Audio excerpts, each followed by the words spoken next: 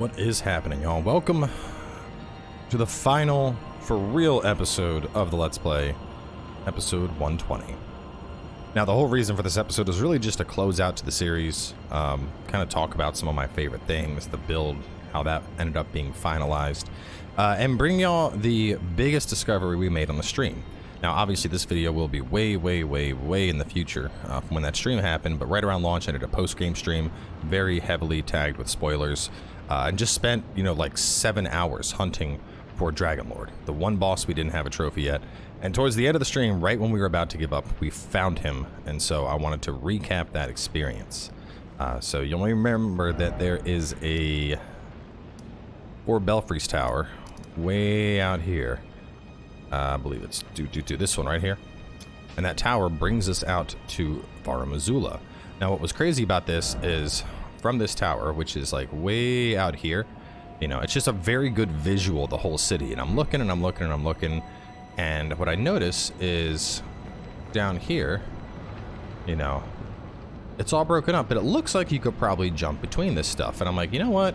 Let me try and make my way down there. That one of the mods in chat was also like, he's like, just jump into the tornado. And we tried jumping into the tornado a few times. Couldn't find a location that was close enough to jump into the tornado. And I was like, well, I mean, that sounds, it sounds just crazy enough to work, but we can't get there. So what we had to do is from here, beside the Great Bridge, you go back down that elevator, and then you go this way. I'll just kill this stuff real fast so we can actually...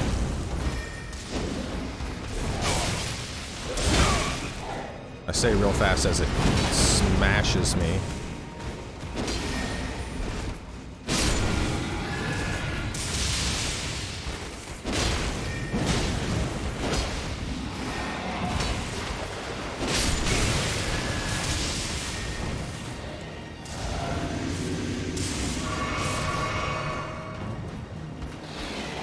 Not miss this area. Super deadly enemies. But so we came down here, and we're looking, and I notice, we get close, and I'm like, there's got to be a way. And I'm looking all over, and then I'm like, oh, wait a minute, there's a ledge. Wait a minute, there's another ledge. Oh wait, this looks promising. So we drop down, and I'm gonna have that stream. I'm gonna put it at the very end of this playlist, just so that those who are really looking for more of the first blind experience of the game can see it. But so we're taking this down, and like the whole time, man, I'm hyping myself up. I'm like, this has got to be it. There's nothing else down here. It's completely barren. There has to be something down here that triggers it. So we get all the way down, and I'm running around, and I'm like, who shall fight me here? And right when I get to this thing, which is interesting, because if you look, there's a grave, there's an empty grave. Right when you get here, you get a prompt that says lie down. And it was the most wild shit, because we lied down, things started slowing down, the tornado stopped, time reversed, and this area was rebuilt into a massive arena where we ended up fighting the Dragonlord boss. And that was just, oh my god, it was... hands down, it was probably the most wild part of this entire playthrough. Part of it, obviously, because at the time when I found this, every single person that I'd talked to, every reviewer that was playing the game early, no one knew the location of this boss. No one knew where it was at. There was like 0% global achievement on PlayStation trophies and Steam. And I'm like, it's gotta be somewhere. So, as far as I know, I believe it was a world first kill. Because, I mean, and I'm given that's a little... I had the game early, so maybe it's an unfair competition. But among reviewers, at least, no one else knew where he was at. So that was a really good feeling to be, the one that discovered the Dragonlord. But anyway, we get some really badass spells out of it. We'll go to everyone's favorite test dog to show this on out. And this thing is wild. So there's actually a Dex greatsword that you can get with the crazy weapon art where you like become an electrified cloud and fly through the sky. And then a incantation, which, me being Faith, the incantation was the obvious choice. But check this thing out. Watch this. You can cast this in midair.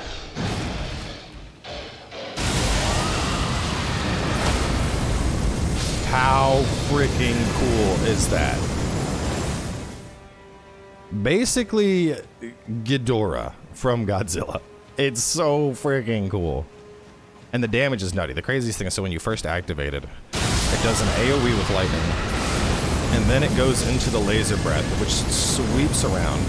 As you can see, the 2 regular laser breaths hit for over 2,000. The other one hitting for 4,000. Just absolutely nutty damage. And I mean, it makes sense. The thing costs 3. It's a very expensive spell.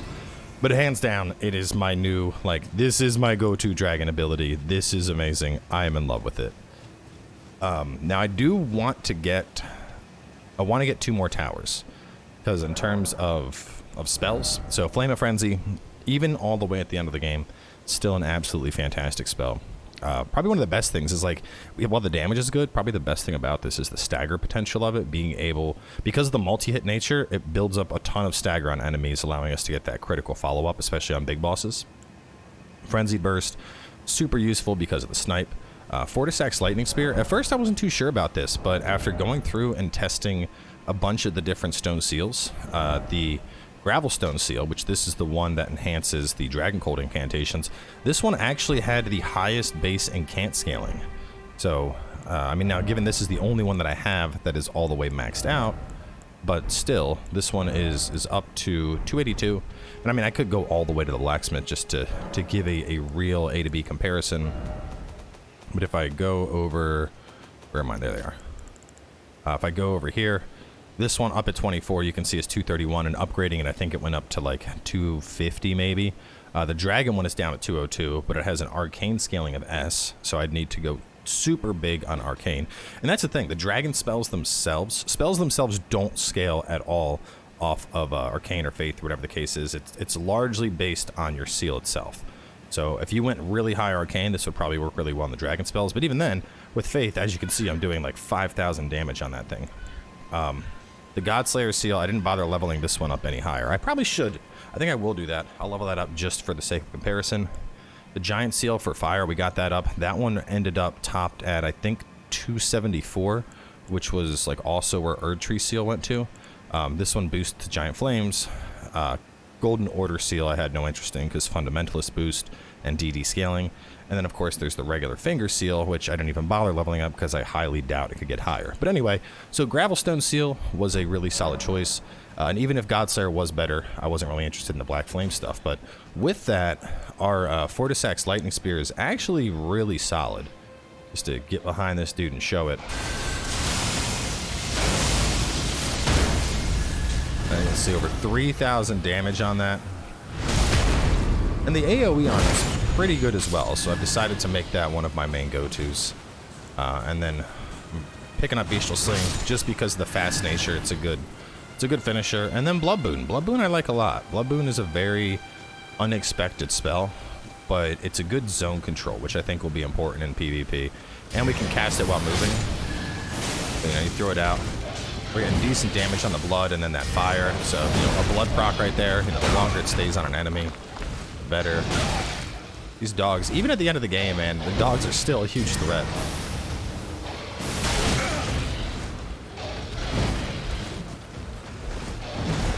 You must die. Just to go through some of my other favorite incantations and even honorable mentions, and I think once I figure out how to solve those last 2 towers, which that'll probably be on stream, I'm gonna add on 2 more. But so that's the current loadout. I really like Scarlet Aeonia, but to be honest, it's just really hard to actually get that off with how long the windup is for it. In addition to the fact that stuff can just walk out of the rot, so very much prefer having one of the rot dragons for the breath. And then I'm still debating on what second dragon I want. I mean, a rot dragon is fantastic just because of the fact that it applies rot, which can be super useful, both, you know, PvE, PvP, whatever the case is. The Frostbite dragon works pretty well, but in terms of just killing someone in PvP, rot is fine. Plus, I have that lingering effect. Now, this one we actually found, which is pretty neat. This one, Theodoric's Magma. It's a magma dragon, and just to show where we got that one. That was during the live stream as well. We were over here. So I was just literally like exploring, cruising all the way along on the outskirts of the zones. And right here at the very end of the river, you find this one. And this one's pretty sick. It has solid damage, solid upfront damage. It's really cheap, too. But probably the bigger thing is it creates a big lava puddle, which is really nice.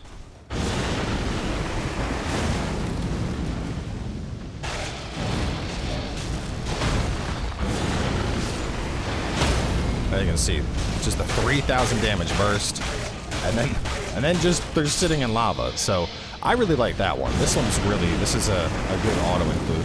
The range isn't as far as the other dragons, but as you can see, I can get 3 casts of that off with my FP bar. So that one's really nice. I think that's going to be a fun one. More PvE than PvP, but honestly in PvP, I don't know anything that's going to be able to dodge Placidex' Ruin. That's just too strong.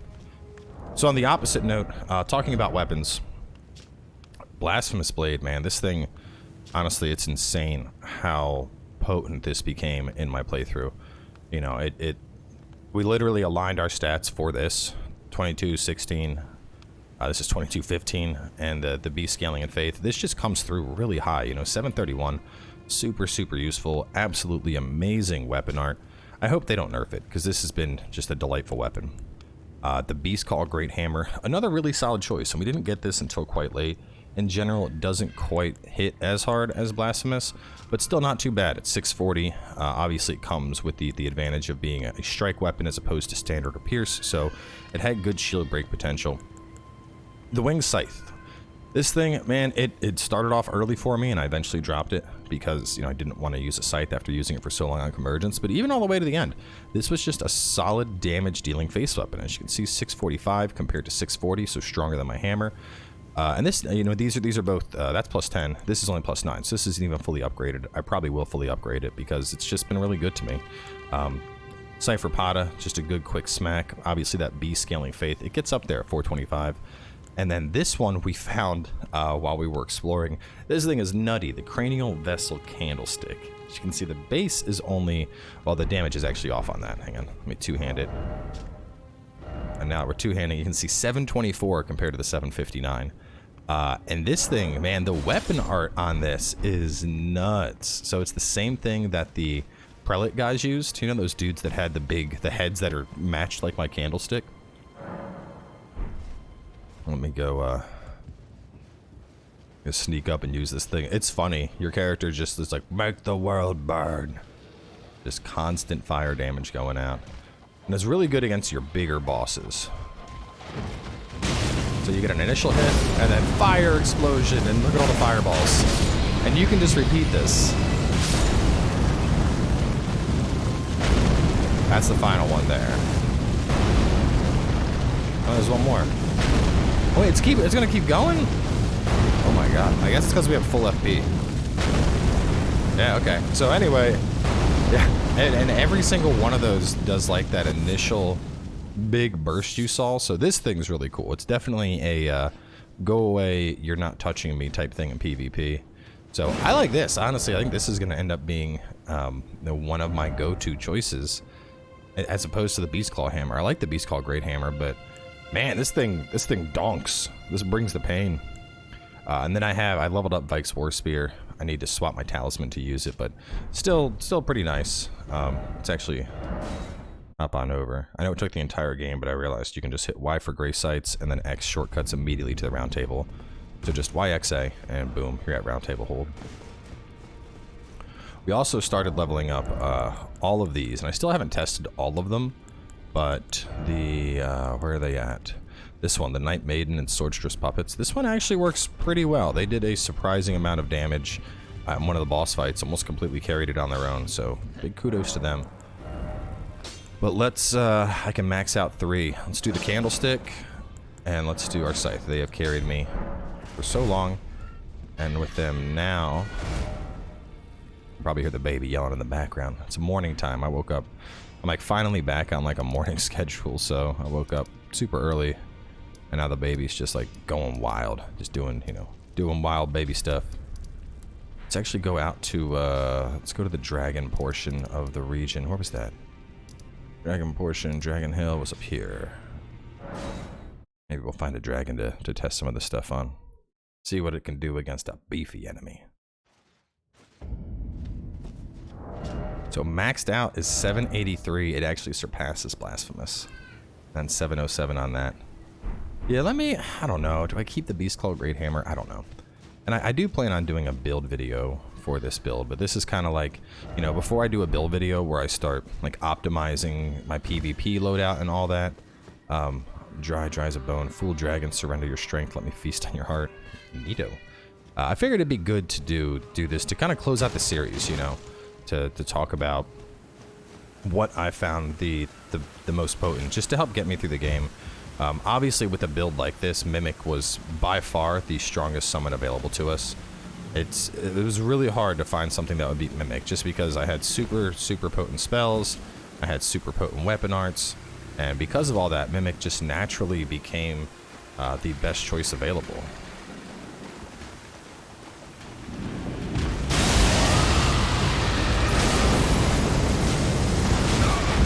Boy, he didn't like that.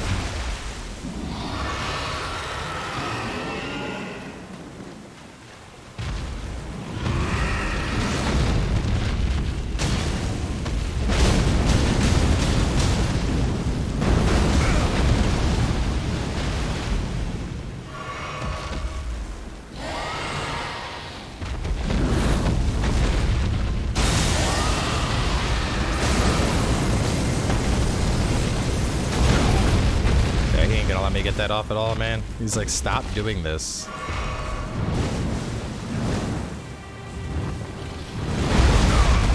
little early on the roll there.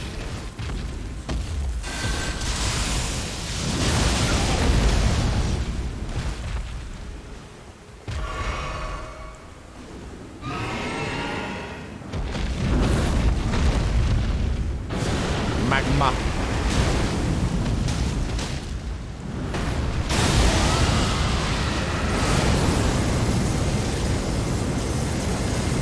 Such an absolutely insanely, just visually, that is such a freaking cool spell. It's so freaking cool. Oh, I don't get dragon hearts for these guys. That kind of sucks. Dragon ahead. Yes, there is a dragon ahead. You're very right.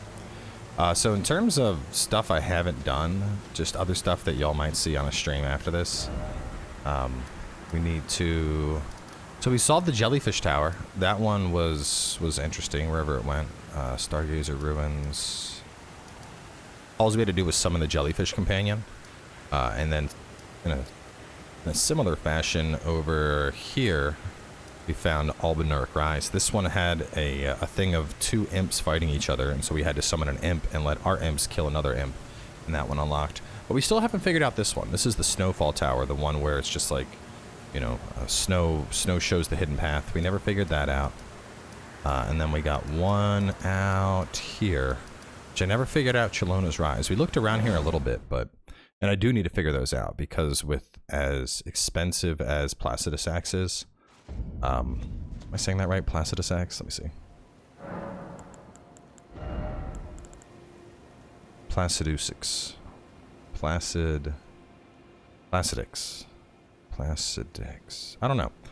There's a lot of the Usax, and I'm sure there's like some type of pronunciation there.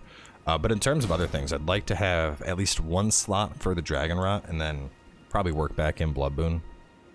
We ended up dropping Beast Claw just because its purpose was kind of fulfilled by some of the other moves we had. We also picked up Flame Protect Me, a little bit late, but whatever, we got it. But yeah, lots of really cool stuff. Let's mess around with this for a little bit, see if we can't figure this out. So this was a Great Three Beasts tower. And we found the one. The one was a turtle that was like hanging off the edge of the cliff over here. And I thought it might have something to do with the animals grouped up, because there were like lots of turtles here. And then we found the one turtle. And I've been running around, but I haven't noticed anything else about the grouping of stuff. So this one has still eluded me. We're gonna give it just like 5 minutes of a run around here. Because I mean, the thing is, there's like turtles all the way over here too. I wonder how far. See, I feel like now we're too far. I feel like we're out of the reach of where these great beasts would spawn.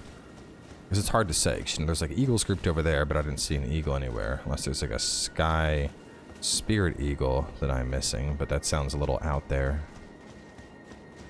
The 3 Great Beast ones, man, these ones got me. Because they're so obscure. Even the ones we found, man, they're still super, super hidden. You know, there was this like collection of, they look like penguins, but what's weird is they don't fly away, they just make noise, which made me think maybe there was something over here. You can see even hopping on this, we're not seeing anything as we go. But it is interesting that this is designed in a way that you can basically climb all the way up to the top. That made me think maybe there was something with this rock. Like, why let us, hang on.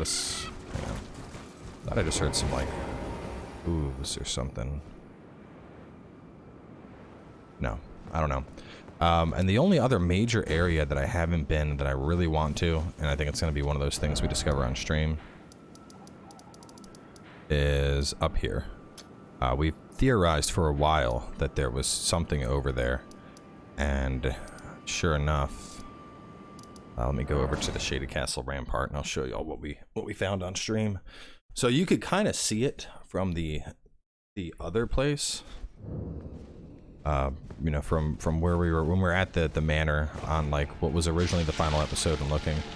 But this just 100% confirmed it. So this is our like, yes, there's definitely something there if we can just figure out how to get there.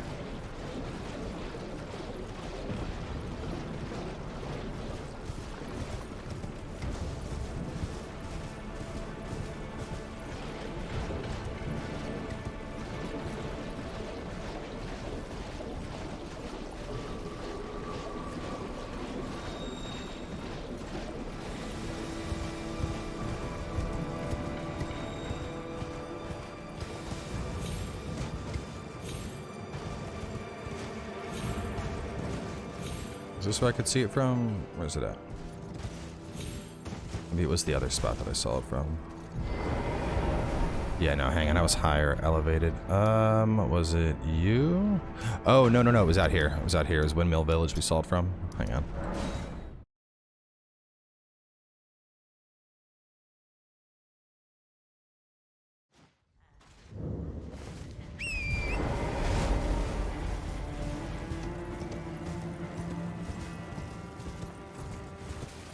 And this is the clearest picture of it I've seen so far. To be honest, my best guess is that it's going to be Ascending Gate. I mean, Lord of Blood was exclusive behind Ascending Gate.